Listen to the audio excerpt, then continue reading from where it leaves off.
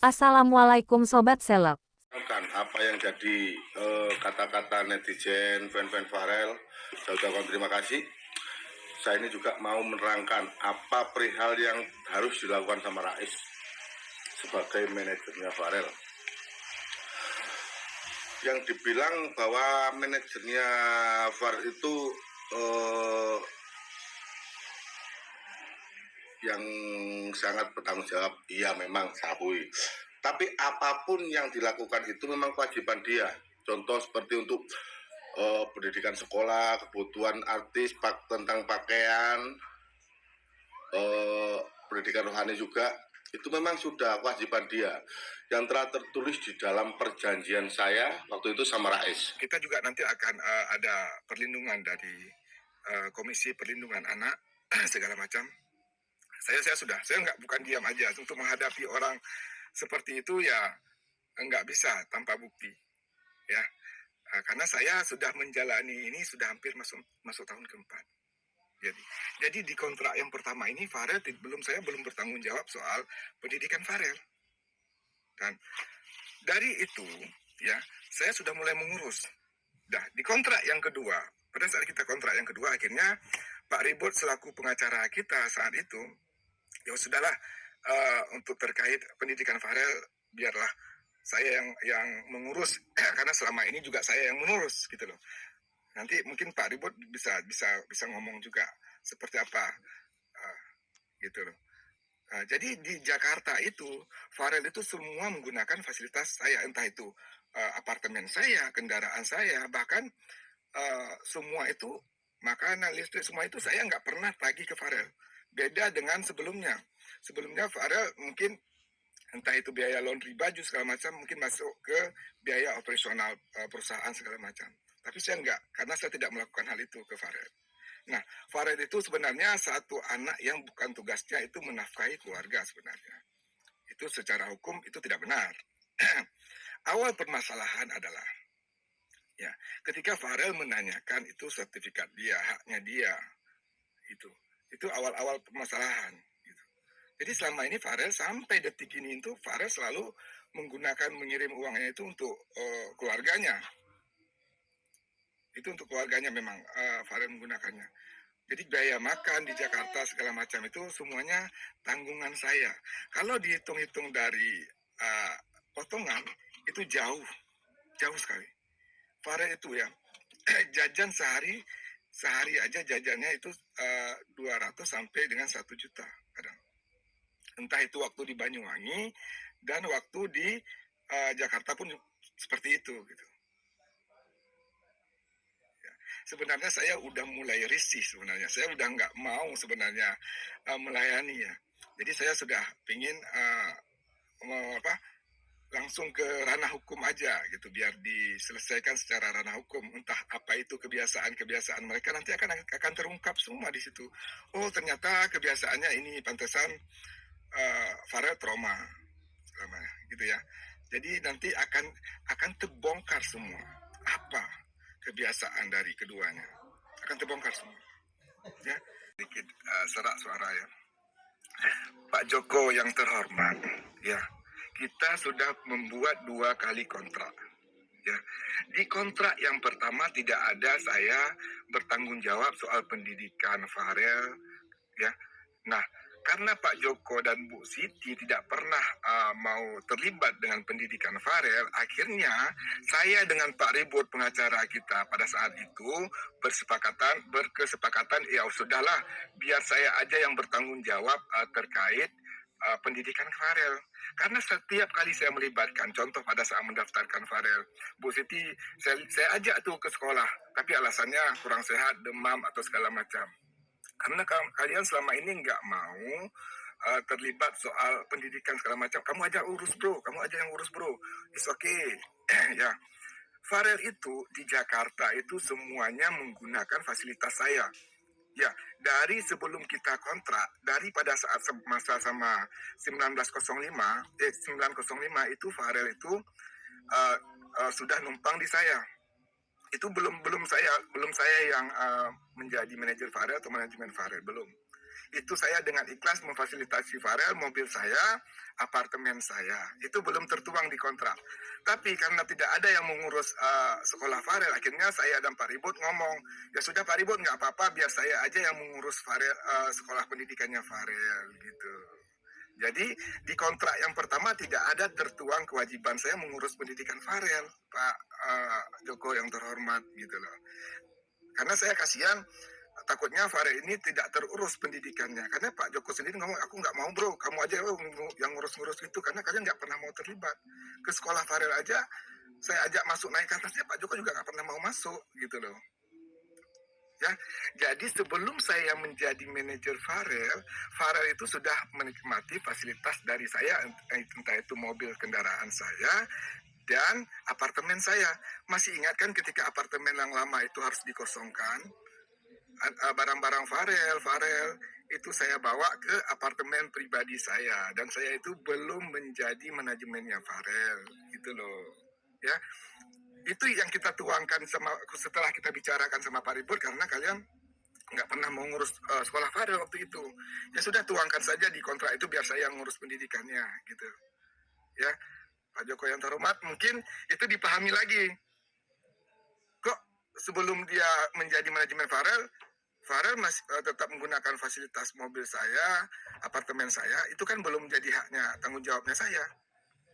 Itu jadi pertanyaannya kan. Kok Om Rais juga yang mengurus sekolah? Karena itu Pak Joko selalu ngomong, kamu aja bro yang ngurus sekolahnya Farel. Terkait pelaporan, setiap transaksi itu saya selalu mengirim bukti transfer itu ke Farel dan ke Pak Joko. Tapi karena Pak Joko selalu ganti-ganti nomor, maka itu tidak pernah tertinggal di WhatsApp-nya Pak Joko gitu loh. Coba lihat isi kontrak yang pertama, ada nggak tertulis itu? Nggak ada. Itu kontrak yang kedua kita tuangkan. Karena saya kasihan dengan nasib pendidikannya Farel. Tapi is okay. Kita juga nanti akan Yang dibilang bahwa manajernya VAR itu yang sangat bertanggung jawab, iya memang saya akui. Tapi apapun yang dilakukan itu memang kewajiban dia. Contoh seperti untuk pendidikan sekolah, kebutuhan artis, tentang pakaian, pendidikan rohani juga, itu memang sudah kewajiban dia. Yang telah tertulis di dalam perjanjian saya waktu itu sama Rais. Jadi apapun yang dilakukan manajer itu memang yang harus dilakukan seperti itu. Karena sebelum jadi manajer sudah ada perjanjian di situ tentang kebutuhan artis, pendidikan, agama, maupun banyaklah kebutuhan tempat tinggal, juga uang jajan pun ada di situ. Ada dalam perjanjian itu saya, bukan karena dia itu melakukan apa yo, lebih tanggung jawab lah daripada saya. Bukan karena itu, memang sebelum itu sudah ada perjanjian di dalam kontrak saya sama dia. Pakaian pun juga harus dia tanggung jawab tentang pendidikan dia. Seandainya dia tidak melakukan itu, tidak melakukan yang terbaik buat Farel, ya nggak mungkin berani toh. Karena di perjanjian sudah ada hal yang seperti itu.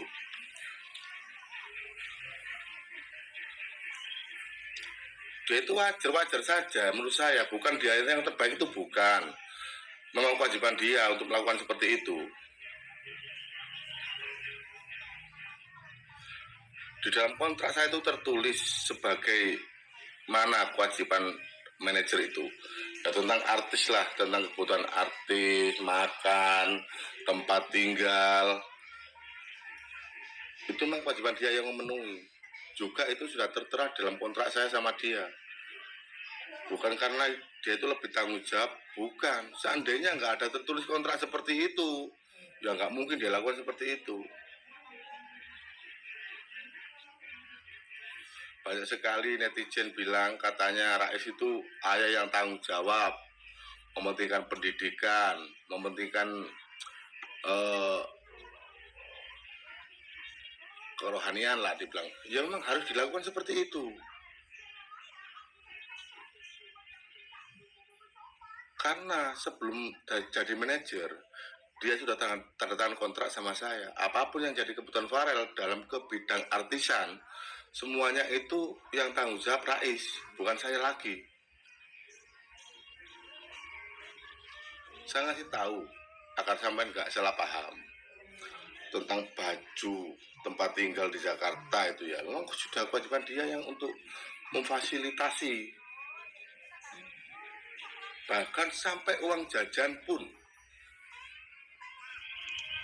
itu harus dia, karena dalam kontrak sudah ada tertulis sama saya, ada yang bagian untuk manajer, ada yang bagian untuk Farel di situ, ada juga yang bagian untuk dibilang uang jajan. Iya memang dalam kontraknya sudah penuh. Apa yang dikatakan netizen itu semuanya itu dibilang nggak tahu pasti, nggak tahu cerita awal mulanya.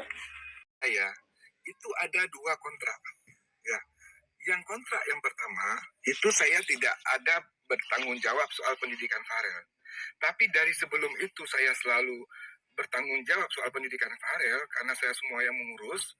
Ya, saya yang menjadi wali Farel di sekolah. Pada saat saya mendaftarkan juga saya datang ke Jakarta untuk ke SMP Celuring. Sebenarnya saya sering untuk ngajak Bu Siti, ngajak Pak Joko, tapi mereka nggak selalu ada alasan.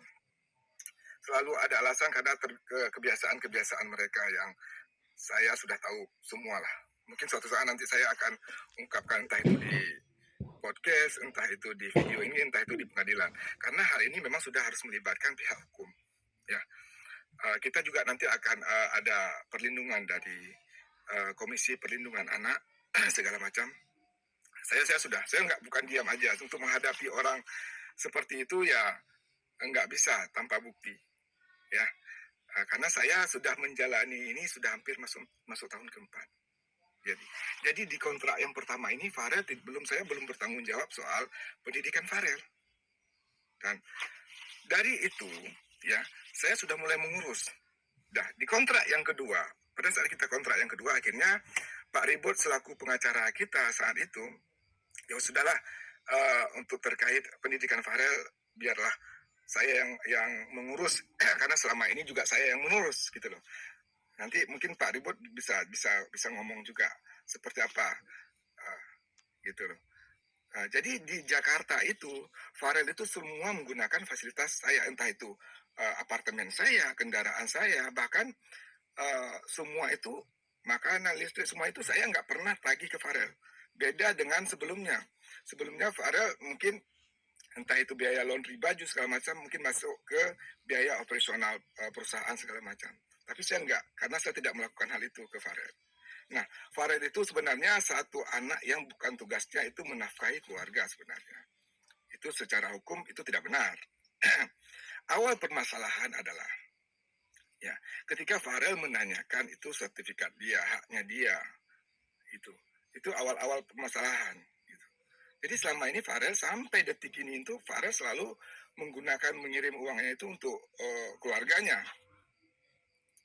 Itu untuk keluarganya memang Farel menggunakannya. Jadi biaya makan di Jakarta segala macam itu semuanya tanggungan saya. Kalau dihitung-hitung dari potongan itu jauh sekali. Farel itu ya jajan sehari aja jajannya itu 200 sampai dengan 1 juta kadang. Entah itu waktu di Banyuwangi dan waktu di Jakarta pun seperti itu gitu. Ya, sebenarnya saya udah mulai risih sebenarnya. Saya udah nggak mau sebenarnya melayani ya. Jadi saya sudah ingin langsung ke ranah hukum aja gitu, biar diselesaikan secara ranah hukum. Entah apa itu kebiasaan mereka nanti akan terungkap semua di situ. Oh ternyata kebiasaannya ini pantesan Farel trauma gitu ya. Jadi nanti akan terbongkar semua apa kebiasaan dari keduanya, akan terbongkar semua ya. Sedikit serak suara ya. Pak Joko yang terhormat ya, kita sudah membuat 2 kali kontrak ya. Di kontrak yang pertama tidak ada saya bertanggung jawab soal pendidikan Farel ya. Nah, karena Pak Joko dan Bu Siti tidak pernah mau terlibat dengan pendidikan Farel, akhirnya saya dengan Pak Ribut pengacara kita pada saat itu berkesepakatan ya sudahlah biar saya aja yang bertanggung jawab terkait pendidikan Farel.